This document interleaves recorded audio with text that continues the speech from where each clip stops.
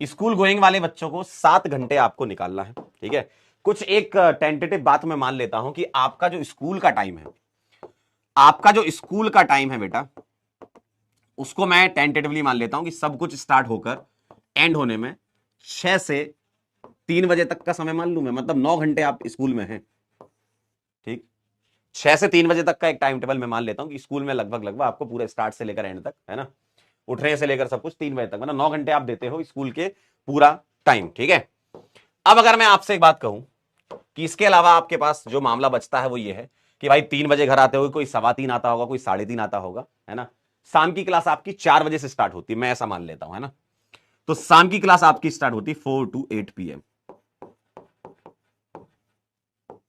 ठीक है। 1 घंटा तो आपका आने में, खाना खाने में और क्लासेस के लिए रेडी होने में, है ना, अपना लैपटॉप ओपन करने में या बैठने में, इतना आपको लग जाता है ना, सब कुछ मिला जुला के।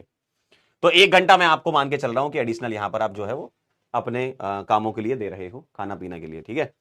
4 से 8 बजे तक का जो समय है वो आप समय देते हो कोचिंग में, है ना, 4 से 8 बजे तक का टाइम। इसके अलावा आपके बचता क्या है ना, एकदम प्रैक्टिकल बात चल रही है।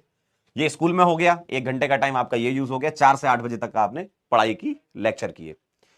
जब भी आप लेक्चर अटेंड करो, ट्राई करो कि लेक्चर में ही सारे नोट्स बना लो, अलग से नोट्स बनाने का टाइम ना रहे, क्लास में ही आपके नोट्स बन जाने चाहिए। इसके अलावा आपके पास क्या रहता है, ठीक है। मान लो आप 8:30 बजे से बैठना चालू करते हो 12:30 बजे तक, या 12 बजे मान लो, है ना, 6 बजे तो आप उठोगे, 6 घंटे तो सो गए, है ना। तो 8:30 से 12 बजे तक का जो टाइम है, यही वो टाइम है जो आपको जो पढ़ा है उसको रिवाइज करने में देना है और डीपीपी सॉल्व करने में देना है ना। जो होमवर्क दिया जा रहा है टीचर्स के द्वारा क्लास में, उसको करना है। अब ये जो 8:30 से 12 बजे तक का टाइम है, इसको तुम स्लॉट वाइज डिवाइड कर सकते हो। 8:30 से 10 कर लिया, ठीक है, 10 से 11 कर लिया और 11 से 12 कर लिया। जो सब्जेक्ट आपका आपके हिसाब से, फिजिक्स केमिस्ट्री और मैथ्स में आपके हिसाब से जो सब्जेक्ट आपका थोड़ा सा टाइम टेकिंग लग रहा है आपको, उसको आप इस स्लॉट में रखो, ठीक है। कोई एक ही होता है सब्जेक्ट जिसमें आपको थोड़ी तकलीफ होती है समझने में, है ना, और वो सबके साथ, किसी को फिजिक्स में होती, किसी को केमिस्ट्री, किसी को मैथ में होता है, ऐसा है ना। तो आप उसको यहां पर रख दीजिए, ये आपका जो सब्जेक्ट है, जो आपको लग रहा है कि नहीं इसमें थोड़ा एफर्ट डालना पड़ता है, ठीक है। तो अगर मैं आपसे बात करूं, ये जो टाइम दिया जा रहा है, ये आप किसके लिए टाइम दे रहे हो, रिवीजन और डीपीपी के लिए, है ना। आप देखो, अगर आप क्लास में अच्छे से पढ़ते हो ना, क्लास में सारी चीजें ध्यान समझते हो, तो आप 20 मिनट से 25 मिनट तक आप क्विक रिवीजन कर सकते हो पूरे लेक्चर का, है ना। तो आप 2 पार्ट में इसको डिवाइड कर लो कि भाई हम इसका आधा हिस्सा, या मान लो इसमें से 25 मिनट हम उसमें दे दें और 35 मिनट हम डीपीपी में दे दें, है ना। तो यहां पर आपको इसको 2 पार्ट में डिवाइड करके क्विक रिवीजन और उसके बाद डीपीपी सॉल्व करनी होगी, ठीक है। क्विक रिवीजन कर लीजिए और डीपीपी सॉल्व कर लीजिए, या सर ने कोई होमवर्क दिया है तो वो होमवर्क कर लीजिए, ठीक। ये कहानी है। अब सर बाकी के समय का हम क्या करें, बाकी समय हम कैसे निकालें कि आपको कुछ और करना हो। बेटा स्कूल में अगर हम बात बताएं, स्कूल में अगर बात बताएं, एटलीस्ट आप 9 से 3 बजे तक 1 आध घंटा तो निकाल सकते हो स्कूल के अंदर। कई लोग जो स्कूल जाते हैं उनको पता है ना, कि वो कम से कम 1 घंटा निकाल सकते हैं। तो स्कूल के अंदर आप ट्राई करो कि 1 घंटे का कुछ ऐसा समय निकले जो वो चीजें आपकी कवर करा दे, है ना। जैसे आपने डीपीपी सॉल्व किया, मान लो डीपीपी हो पाई, होमवर्क के सवाल नहीं हो पाए, है ना, या होमवर्क आधा ही हो पाया, 4 सवाल बच गए, सर ने 8 दिए थे, या डीपीपी में 10-12 सवाल थे, उसमें से 5-6 ही कर पाए थे तुम यहां पर, उसके बाद तुम्हारे 2-4 रह गए थे, तो वो वहां निपटा लो, है ना। तो मतलब जब तुम नेक्स्ट डे 4 बजे क्लास में आओगे तो सारी चीजें कंप्लीट करके आओगे, सारी चीजें आपकी कंप्लीट हो चुकी होंगी, और इसी साइकिल को आप रिपीट कर सकते हो, इसी साइकिल को आप रिपीट कर सकते हो, ठीक है। स्कूल का काम तो बेटा देखो स्कूल में ही करना होगा, और वो तुम्हें करना ही होगा।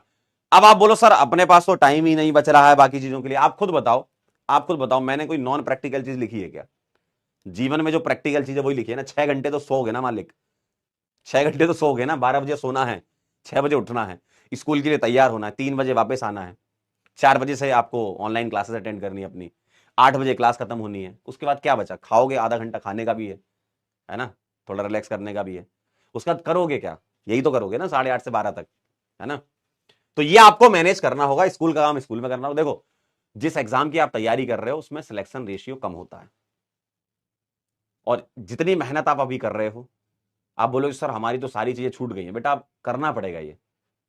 आपके पास अब वो टाइम नहीं है उतना कि यार आप सोचो कि मैं सब कुछ कर लूं, कि सर मैं तो इसमें जो है अपनी हॉबी भी कर लूं। अभी टाइम ही नहीं बचा ना, आप बताओ कैसे हो पाएगा। तो अभी क्या है, अभी एग्जाम का टाइम, मतलब आपका जो एग्जाम आने वाला उसकी तैयारी का टाइम है ये। और जब आप ये तैयारी के दौरान गुजरते हो ना, आप ये बहुत ही रिगरसली, ये कोई आसान शेड्यूल नहीं है, ये बहुत रिगरस शेड्यूल है और इसको फॉलो करना ही होगा। इसके अलावा आपके पास ऑप्शन नहीं है, क्योंकि आपने सोचा, आपने चुना है कि मुझे इंजीनियर बनना है, मुझको आईआईटी में जाना है, मुझको एनआईटी में जाना है, या मुझे किसी अच्छे कॉलेज में जाना है, या आपने चुना है। तो आपको इस लेवल की मेहनत करनी होगी, इसके अलावा कुछ बचा नहीं है आपके पास। ठीक है, अब मैं आपको एक बात इसमें से कुछ निकाल देना चाहता हूं। क्या मैं आपकी मदद यहां कर देता हूं, मैं आपकी हेल्प यहां कर रहा हूं। आप बोलो सर ये कुछ ज्यादा रिगरस दिख रहा है, तो इस चीज को थोड़ा सा और अच्छे से करते हैं। कैसे? स्कूल में आपकी अटेंडेंस मेरे ख्याल से 75% या 80% होती होगी, है ना, जहां तक मुझे लग रहा है मिनिमम अटेंडेंस एक होती है ना। तो आप कुछ दिन चुरा लो। कैसे बचा सकते हो वो दिन? आपके पास 7 दिन है ना, आपके पास 7 डेज हैं, जिसमें से एक दिन जो है वो संडे माना जाता है, सबको पता है ये। अब ये जो 6 दिन बचे, तो 6 दिन मत स्कूल जाओ। आप बोले सर आप तो स्कूल जाने से मना कर रहे हो। अब आपको पढ़ना है, कुछ समय निकालना है, तो थोड़ा चलना पड़ेगा ना। कोई हम टाइम खराब करने की थोड़ी कर रहे हैं, पढ़ने के लिए कर रहे हैं ना ये। तो 6 दिन में से एक दिन आप ऑफ ले लो। ठीक है, अगर स्कूल के मैनेजमेंट से बात हो जाती है तो बहुत अच्छी बात है, वरना आपको लेना होगा, है ना। एक दिन आप ऑफ ले लो, 5 दिन आपका स्कूल रहेगा। तो आपका जो बचा हुआ एक दिन है ना, इस एक दिन में आप कम से कम 12 घंटे निकालो। जो कि आपके, आप बोलते हो ना सर बैकलॉग हो गया था, सर हमारा कुछ पीछे क्लासेस का होमवर्क रह गया था, तो आपको ये एज अ बफर यूज करना है। 1 डे जो ऑफ ले रहे हो आप, उसको बफर की तरह। और आप खुद से सोच सकते हो कि अगर आप एक दिन ऑफ लोगे, ठीक है, 6 दिन में से, तो आपकी अटेंडेंस ऑटोमेटिकली 80% से ज्यादा है ना। मैथ्स वाले बच्चों कर सकते हो, अटेंडेंस आपकी ज्यादा है। तो ये जो 1 डे जो ऑफ लिया है, ठीक है, आपने जो 1 डे ऑफ लिया है ना, इसमें क्या कर सकते हो, आपने जो एक दिन ऑफ लिया है इसमें क्या कर सकते हो, एटलीस्ट 12 घंटे तो निकालो आप। क्योंकि हमने ये ऑफ कोई मजे करने के लिए नहीं लिया है, ये हमने कुछ बैकलॉग या कुछ सवाल या कुछ कॉन्सेप्ट को रिवाइज करने के लिए लिया है ना। तो एटलीस्ट 12 आवर्स आप निकालिए, 12 घंटे आप निकालिए इसमें, कम से कम। मिनिमम कह रहा हूं मैं, कम से कम 12 घंटे आप निकालिए इसमें। इसमें आप अलग अलग स्लॉट बना सकते हैं, 3-3 घंटे के, 3+3+3+3। ठीक है, इस तरीके से आप स्लॉट बना लीजिए। इसको स्लॉट 1 बोल रहा हूं, इसको स्लॉट 2 कह रहा हूं, इसको स्लॉट 3 कह रहा हूं, और इसको स्लॉट 4 कह रहा हूं। ठीक, आपका पूरे हफ्ते में से जो भी दिन आपने चुना है ये, उसके प्रीवियस जितने भी दिन का कुछ ना कुछ रह गया, मान लो कहीं कुछ होमवर्क रह गया, मान लो स्लॉट 1 में आपने होमवर्क कर लिया कंप्लीट, डीपीपी कर ली, ठीक है, पीछे का रिवीजन कर लिया। स्लॉट 2 में आपने कुछ बैकलॉग था वो क्लियर कर लिया, है ना। स्लॉट 3 में आपने कुछ अच्छे एडवांस लेवल के प्रॉब्लम्स लगा लिए। ठीक है, स्लॉट 4 में आपके कुछ नोट्स मान लो कहीं कुछ रह गए थे, कि कुछ शॉर्ट नोट्स आपको नहीं बन पाए थे, तो शॉर्ट नोट्स आप इसमें बना लीजिए, है ना। ये आप वेरियस चीजें कर सकते हैं, और ये स्लॉट आप वेरी भी कर सकते हो सकता है किसी के नोट्स बन चुके हो, तो आप इन दोनों स्लॉट में एडवांस के सवाल लगा लो। आपका मान लो एडवांस के सवाल आप शुरुआत में करना चाहते हो, तो दूसरे स्लॉट में बैकलॉग या पीछे का रिवीजन कर लो, मतलब वो आप अपने हिसाब से मैनेज कर लो, है ना। कम से कम आप ये निकाल सकते हो, 3+3+3+3 इतना निकाल लो आप। ठीक है, अगर मैं ये भी मान के चलता हूं कि आप 8 घंटे सो रहे हो, ठीक, तो आपको ये जो 12 घंटे निकालना है, ये 16 घंटे में से निकालना है ना।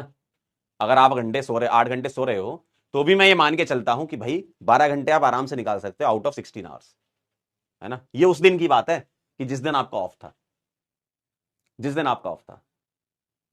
और अब जो स्कूल नहीं जा रहे हैं वो क्या करेंगे, जो बच्चे यहां एक दिन करते थे वो उनको डेली करना होगा, उनको उस चीज का फायदा है, जो नहीं जा रहे हैं, है ना।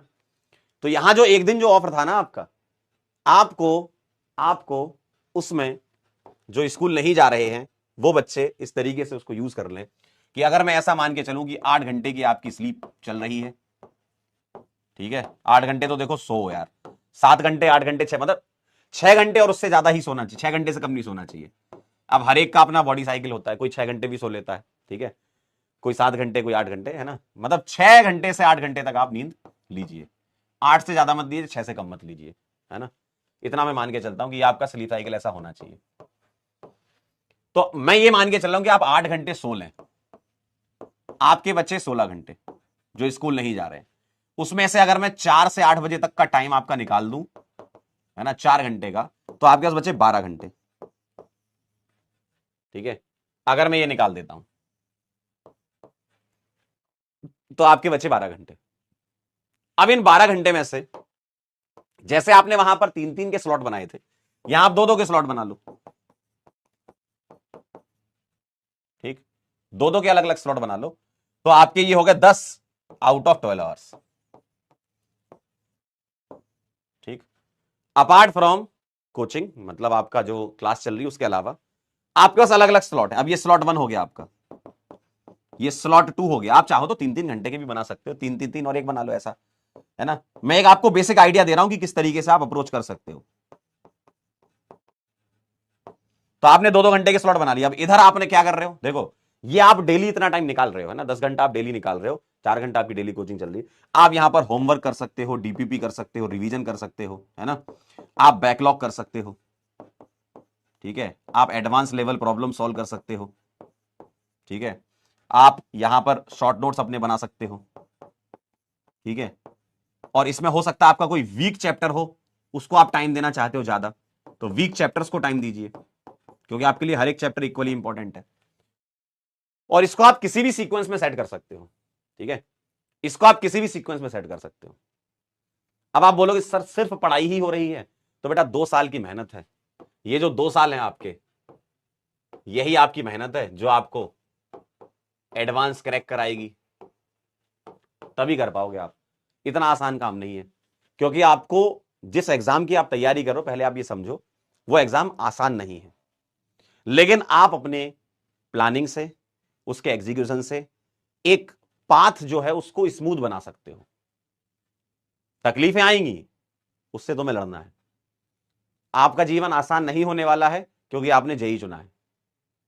इसका मतलब यह है कि आपके पास कोई ऑप्शन नहीं है, सिर्फ पढ़ना है, पढ़ाई पढ़ाई पढ़ाई और पढ़ाई, सिर्फ 2 साल इसमें लगा दीजिए। कॉलेज में जाएंगे ना आप, आपको बहुत सारी चीजें मिलेंगी, बहुत कुछ करने को।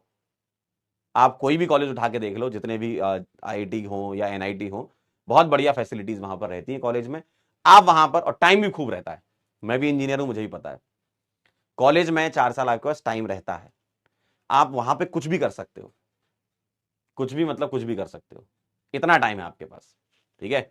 तो सिर्फ आपके पास ये 2 साल है, 2 साल एकदम कड़ी मेहनत कर लीजिए।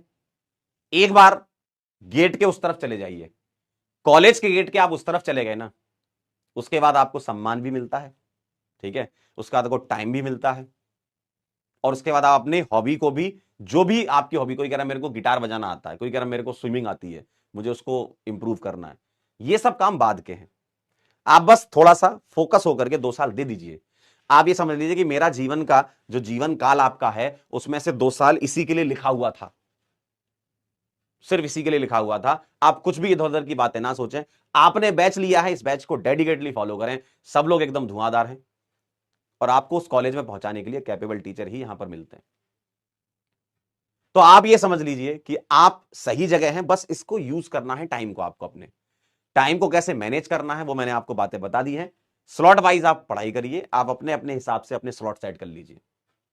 किसी को लग रहा है कि मैं थोड़ा अच्छा हूं पढ़ने में, मेरा बैकलॉग नहीं होता है, मैं रिवीजन प्रॉपर कर लेता हूं, तो आप यहां पर एडवांस लेवल प्रॉब्लम के लिए बढ़ा दीजिए अपने स्लॉट, 2 घंटे की जगह 4 घंटे उन सवालों को सॉल्व करिए। कोई कह रहा है कि नहीं सर अभी मैं थोड़ा पीछे हूं, लेकिन मेरे में दम है, मैं कर लूंगा, लेकिन मैं धीमे धीमे चलता हूं, कोई बात नहीं। कभी भी लेट स्टार्ट करने का मतलब यह नहीं होता कि आप फर्स्ट नहीं आ सकते, ऐसा किसी किताब में नहीं लिखा है, ऐसा किसी किताब में नहीं लिखा हुआ है कि मैंने लेट स्टार्ट किया था इसलिए मैं फर्स्ट नहीं आ सकता। हाँ, लेट स्टार्ट किया था, थोड़ा पेन उठाना पड़ेगा, थोड़ा टाइम देना पड़ेगा, लेकिन हाँ आप दौड़ोगे तो आगे निकल जाओगे, ठीक है। तो आप ये समझ लीजिए यही टाइम है, लगा दीजिए एकदम जोर, जितना दम लगा सकते हैं लगा दीजिए, पढ़ाई से कभी मत घबराइए,